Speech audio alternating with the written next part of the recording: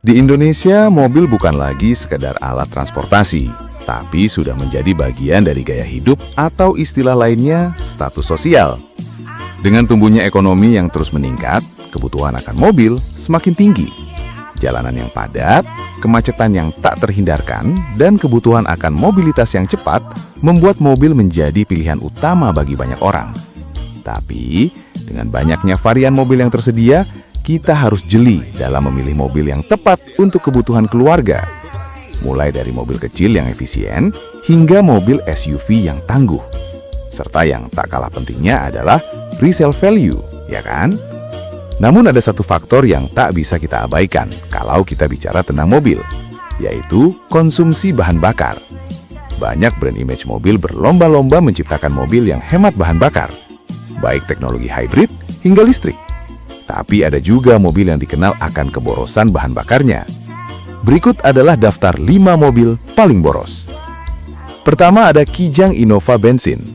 Innova merupakan salah satu mobil yang paling digemari di Indonesia, terutama bagi pengguna yang memiliki banyak anggota keluarga. Ya, Innova Bensin termasuk 7-seater yang sangat lega. Namun, mobil ini termasuk dari salah satu daftar mobil boros di Indonesia. Dengan berbekal mesin bensin 2000 cc dengan kode 1TRF-TV 4 silinder Dohak, mobil Toyota Innova dengan mesin bensin bisa dianggap boros dalam konsumsi bahan bakar. Kok bisa? Jawabannya, ya ada beberapa faktor yang mempengaruhi konsumsi bahan bakar Innova bensin jadi boros. Ya, salah satunya berat mobil Innova itu sendiri. Dan sudah pasti, semakin berat kendaraan, semakin besar tenaga yang dibutuhkan untuk menggerakkannya, yang dapat mengakibatkan konsumsi bahan bakar yang lebih tinggi. Lalu kapasitas mesin Innova bensin. Mesin bensin pada Innova biasanya memiliki kapasitas yang lebih besar dibandingkan mesin untuk mobil kecil, yang berarti konsumsi bensin akan lebih tinggi.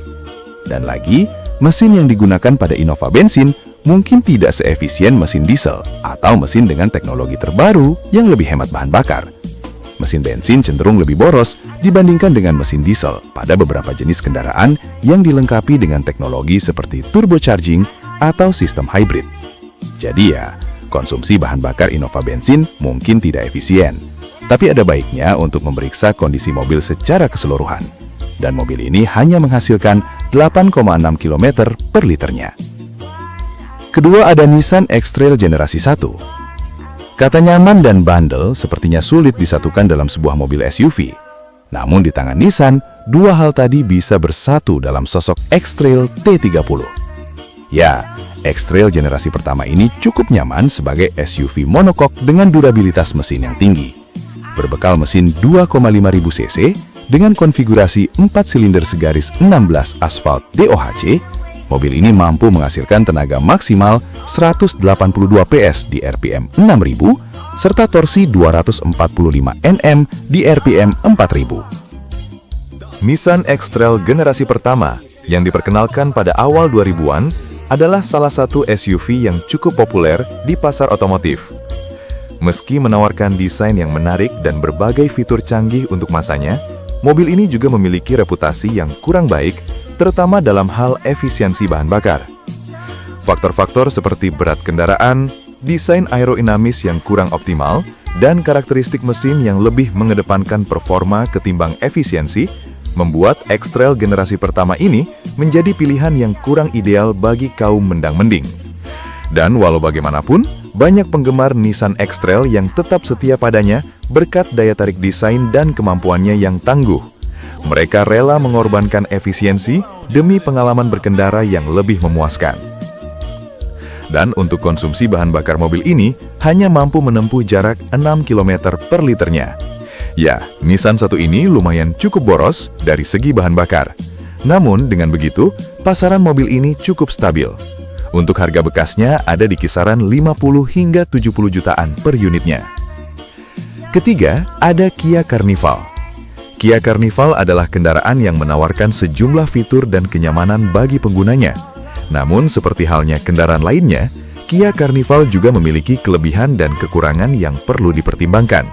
Memang mobil ini dikenal dengan suspensinya yang begitu nyaman serta kabin yang sangat luas. Tapi siapa sangka, Mobil ini juga termasuk dari salah satu mobil paling boros yang pernah dijual di Indonesia. Berbekal mesin 2500 cc, mobil ini mampu menghasilkan tenaga yang tangguh untuk keperluan sehari-hari. Mesin berkonfigurasi V6 ini juga dikenal dengan kehalusannya saat berkendara. Apalagi ditambah dengan interiornya yang sangat mewah pada zamannya. Namun, mobil ini dikenal boros bagi beberapa penggunanya. Kenapa Kia Carnival bisa boros? Jawabannya pertama, Kia Carnival merupakan kendaraan dengan ukuran besar, ditambah bobot yang lebih berat dibandingkan dengan mobil keluarga lainnya. Jadi otomatis konsumsi bahan bakar menjadi lebih tinggi. Kedua, mesin yang digunakan pada Kia Carnival biasanya memiliki kubikasi yang cukup besar, yang berarti konsumsi bahan bakar per kilometer juga akan lebih tinggi, ya kan? Bagaimana tidak? 1 liter mobil ini hanya mampu menghasilkan 6 km saja untuk penggunaan sehari-hari. Benar-benar sangat terasa boncos bagi kaum mendang-mending untuk meminangnya. Lalu keempat ada Nissan Terrano. Jika mengingat sejarahnya, Nissan Terrano pertama kali diperkenalkan di Indonesia pada tahun 1995 hingga tahun 2006. Nissan Terrano mengandalkan platform WD21 dan mesin Z24 2400 cc dengan sistem bahan bakar karburator serta transmisi manual. Mobil ini dikenal dengan interiornya yang mewah dengan jok Blue dan ketangguhannya sangat teruji ketika dipakai untuk off-road. Tapi sayangnya mobil ini dikenal juga sangat boros dengan mesin karburatornya. Mesin ini hanya menghasilkan 6 km saja per liternya. Dan terakhir ada Toyota Land Cruiser. Ya, Toyota Land Cruiser V8 berbekal mesin dengan konfigurasi V8 berkapasitas 4500 cc. Mesin ini memang menawarkan tenaga yang luar biasa, terutama untuk medan berat dan off-road. Tapi di balik kekuatannya, mesin sebesar ini memerlukan bahan bakar yang cukup banyak. Mobil ini dirancang untuk memberikan performa optimal di medan off-road, dan bobotnya yang mencapai lebih dari 2,5 ton juga menambah beban kerja pada mesinnya. Desainnya yang tinggi dan besar membuat aerodinamikanya kurang efisien, sehingga ketika melaju di jalan raya, mesin bekerja lebih keras. Dan sudah pasti meningkatkan konsumsi bahan bakar, dan membuat bahan bakar menjadi tambah boros. Mobil ini hanya mampu meraih 4-5 km saja per liternya, dan akan membuat kaum mendang-mending semakin boncos untuk memeliharanya. Apalagi kaum yang mengidolakan resale value, pasti mikir 10 kali untuk meminangnya.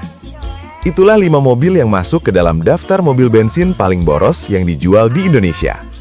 Faktor utama seperti kapasitas mesin yang besar, beban kendaraan, desain aerodinamikanya yang kurang efisien, serta penggunaan fitur-fitur canggih semuanya berkontribusi pada konsumsi bahan bakar. Dan meskipun boros, mobil-mobil ini tetap menawarkan performa, kenyamanan, dan kemampuan off-road yang luar biasa. Jadi apakah menurut kalian konsumsi bahan bakar yang tinggi ini sudah sepadan dengan performa dan kenyamanan yang diberikan? Gimana nih menurut kalian? Komen di kolom komentar di bawah ya. Dan sampai jumpa di video channel mobil kita selanjutnya.